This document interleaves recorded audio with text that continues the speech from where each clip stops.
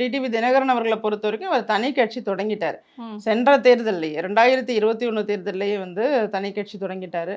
அப்புறம் அவர்கள் குறிப்பிடக்கூடிய நபர்கள் எல்லாருமே கட்சிக்குள்ளேயே இருந்துக்கிட்டு கட்சிக்கு எதிரான பல செயல்களை செய்திருக்கிறதா பொதுச்செயலாளர் அவர்கள் எல்லா மேடையில் நேற்று உட்பட மேடையில் தெள்ள தெளிவாக சொல்கிறார். அதாவது களங்கத்தை ஏற்படுத்தியிருக்காங்க. அலுவலகத்தை கட்சி அலுவலகத்தை கொஞ்சம் கூட மரியாதை கொடுக்காம எட்டி உதச்சி. இதுல டிடிவிக்கு அவர்கள் அவங்க என்ன சொல்லியிருக்காங்கன்னா, உள்ள கட்சியில துரோகங்கள் தலைவிரிச்சு ஆடுதுன்னு சொல்லியிருக்கிறாரு. அப்படி என்ன துரோகங்கள் நடந்தது? அவர் தனி கட்சி ஆரம்பிச்சிட்டாருங்க. அவர் எப்படி இங்க நடக்கிற துரோகத்தை பத்தி இப்ப பேசுறதுக்கு என்ன இருக்கு? பேசுறதுக்கு என்ன இருக்கு? அவரே தானே சொல்றாரு, நான் தனி கட்சி ஆரம்பிச்சிட்டேன். அவர் தனி கட்சி ஆரம்பிச்சிட்டாரு. இப்ப இங்க உள்ள துரோகத்தை பத்தியோ அல்லது பழைய கதைகள் எல்லாம் பத்தி பேசுறாருன்னா அது முழுவதுமாக சுயலாபத்திற்காக சுயநலத்திற்காக தானே பேசுறாங்க. அப்ப இவ்வளவு நாள் அவங்க ஏன் இதை மறைச்சு வச்சிருந்தாங்க?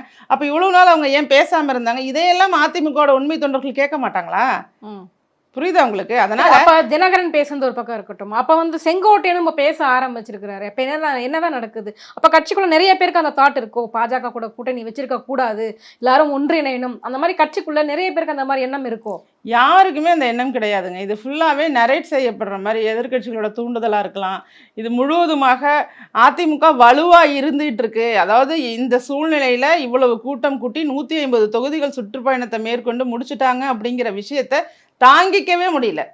ஏன்னா வேறு யாருமே எந்த கட்சியுமே இந்த அளவுக்கு ஒரு பிரச்சாரத்தை மக்களை காப்போம் தமிழகத்தை மீட்போம்னு ஒரு நல்ல தலைப்பையும் வச்சுக்கிட்டு மக்களை அணுகி நேரடியாக அவங்க பிரச்சனை குறித்து கேட்டறிஞ்சு அங்கே என்ன தீர்வோ அதையும் சொல்லி தான் முதல்வராக இருந்த போது எப்படி இருந்துச்சு, இப்போ எப்படி மாறி இருக்கு இந்த துறைங்கிறதையும் அந்த இடத்துல விளக்கம் கொடுத்து இது மாதிரி நேரடியாக 60-70 லட்சம் பேரை நேரடியாக மக்கள் முகத்தை பார்த்து ஒரு பிரச்சாரத்தை மேற்கொண்டிருக்காருல்ல.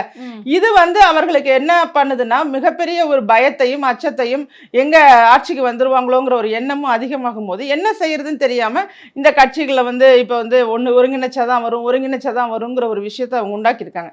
ஒருங்கிணைச்சாதான் வரும்னு சொல்லி அங்க உள்ளவங்க யாரும் எதுவும் சொல்லலை. ஏன்னா அவங்க ஒற்றை தலைமைக்கு கீழே சிறப்பான முறையில வலுவாக செயல்பட தொடங்கிட்டாங்க.